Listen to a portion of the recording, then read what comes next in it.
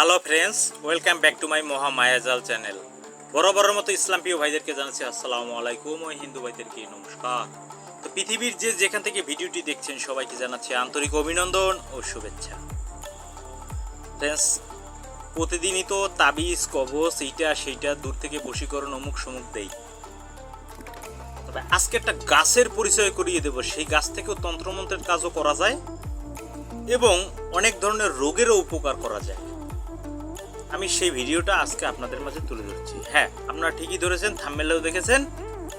আকন্দ গাছের গুণগুণ সম্পর্কে আজকে আপনাদের সাথে বিস্তারিত আলোচনা করব। যদি ধৈর্য ধারণ করে ভিডিওটা দেখেন, আকন্দ গাছের গুণগুণ শেষ করতে পারবেন না, শেষ করার মতো নয়। তো এই আকন্দ গাছ থেকে কি কি উপকার পাবেন, বশীকরণ হইতে কত কিছু থেকে যে আপনি করতে পারবেন, কত কিছু তা আপনি কল্পনায় ভাবতে পারেননি। আজকে জেনে যান যে রাস্তার পাশে থাকা আকন্দ গাছ থেকে কি কি লাভ হয়। কথা বাড়াবো না, চলুন মূল ভিডিওতে প্রবেশ করি।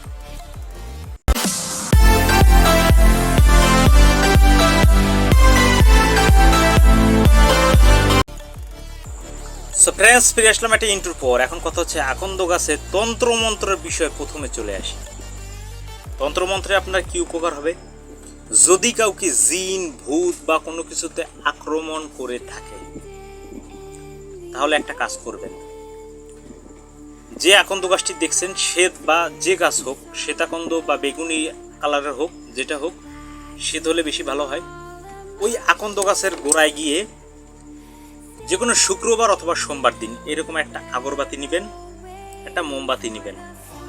আগরবাতিটা পুঁতে দিবেন, একটা মোমবাতি ধরিয়ে দিবেন এবং সেখানে একটা গোটা পান, না আস্তা পান, আমাদের বাংলাদেশে বলে আস্তা, ইন্ডিয়ায় বলে গোটা পান, তার উপরে একটা সুপারি রেখে দিবেন। গোটা সুপারি রেখে ওই গাছের গোড়ায় দিয়ে ওই বৃক্ষকে নিমন্ত্রণ জানাতে হবে। বলতে হবে, আপনার মুখ থেকে বলবেন, হে বৃক্ষরাজ, অমুককে জিনে ধরেছে, সেই জিন থেকে মুক্তি পাওয়ার জন্য আপনার শিকড় প্রয়োজন, আমি আগামীকাল আপনাকে নিতে আসবো। এই কথা বলে আপনি ওখান থেকে চলে আসবেন। পরদিন সকালে বাসি মুখে ঘুম থেকে উঠবেন। সেদিন হবে সোমবার, শনিবার অথবা মঙ্গলবার। আপনি যেহেতু করতেছেন সোমবার বা শুক্রবার, সন্ধ্যাবেলা করবেন। যখন সন্ধ্যা হয়েছে তখন সকালবেলা বাসি মুখে ঘুম থেকে গিয়ে ওই গাছের গোড়ায়, এরকম গাছের গোড়ায় বলবেন, বৃক্ষ জাগো, বৃক্ষ জাগো, তোমাকে যে কাজে লাগাই বৃক্ষ সেই কাজে লাগো, তোমাকে বসুমতির দোহাই, তোমাকে বসুমতির দোহাই, তোমাকে বসুমতির দোহাই বলে গাছের টোকা দিবেন। আবার বলবেন, বৃক্ষ জাগো, বৃক্ষ জাগো, তোমাকে যে কাজে লাগাই বৃক্ষ সেই কাজে লাগো, তোমাকে বসুমতির দোহাই, বসুমতির দোহাই, বসুমতির দোহাই। আবার একটা টোকা দিবেন। এরকমের 3 বার করবেন। আর যারা ইসলাম প্রিয় ভাই আছেন তারা এটাও বলতে পারেন, বৃক্ষ জাগো, বৃক্ষ জাগো, বৃক্ষ জাগো 3 বার বলবেন। তোকে যে কাজে লাগাই বৃক্ষ সেই কাজে লাগো, তোকে আল্লাহ রাসূলের দোহাই, তোকে আল্লাহ রাসূলের দোহাই, তোকে আল্লাহ রাসূলের দোহাই। এই কথাটা বলে একটা নখ ঠুকে দেবেন। এরকমের 3 বার ঠোকার পরে আপনি এক টানে উঠেই ফেলবেন শ্বাস বন্ধ করে। তারপরে ছোট গাছ দেখে নেবেন, সেই শিকড় কেটে মাদলিতে ঢুকাইয়া আপনি যদি মোম দিয়ে আটকাইয়া আপনার ডান হাতে বা গলায় ধারণ করেন, আপনার জিনের উত্তাপ ওই দিন থেকে বন্ধ হয়ে যাবে। দ্বিতীয় কথা, অনেকে আছে হাঁপানির জন্য গ্যাস নিয়ে থাকেন। তিনি যদি এই গাছের 42টা ফুল, 28টা ফুল, আমি আবারও বলছি, এই গাছের 28টা ফুল পাশের পাপড়িটা ফেলে দিবেন, মাঝখানে চৌকো অংশটা রাখবেন, এরকম 28টা নেবেন। আর 42টা গোলমরিচ একত্র করে শিল নোড়ায় বেটে 42টা বড়ি তৈরি করে রোদ্রে শুকাবেন। প্রতিদিন সকালে খালি পেটে একটি বড়ি আপনি হালকা উষ্ণ গরম পানি বা গরম দুধ দিয়ে খেতে পারেন, তাহলে চিরতরে আপনার হাঁপানি মুক্ত হয়ে যাবে। কি বলছি, 28টা ফুলের চৌকো অংশ মধ্যে পাপড়ি ফেলে দেবেন, আর 42টা গোলমরিচ বেটে 42টা বড়ি তৈরি করতে হবে, রোদ্রে শুকাইতে হবে, অন্য কিছুতে না। বয়মে, কাচের বয়মে রেখে দেবেন। প্রতিদিন সকালে খালি পেটে একটা খাবেন, উষ্ণ দুধ গরম বা পানি দিয়ে। তাহলে আপনার হাঁপানি, অ্যাজমা চিরতরে চলে যাবে।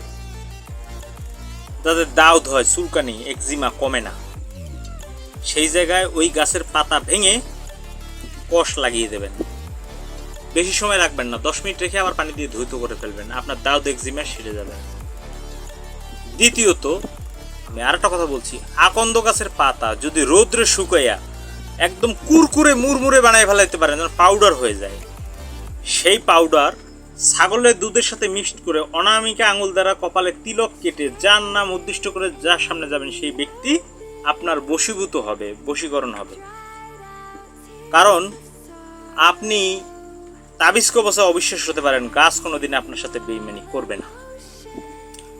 এরপরে যখন ফুলের সিজন না পান, আপনারা যদি ফুলের সিজন না থাকে তখন যদি শ্বাসকষ্ট হয়, আকন্দ গাছের শিকড় থেতো করে তার রস যদি নিবারণ করেন, মানে খান, তাহলে আপনার শ্বাসকষ্ট দূরে যায়।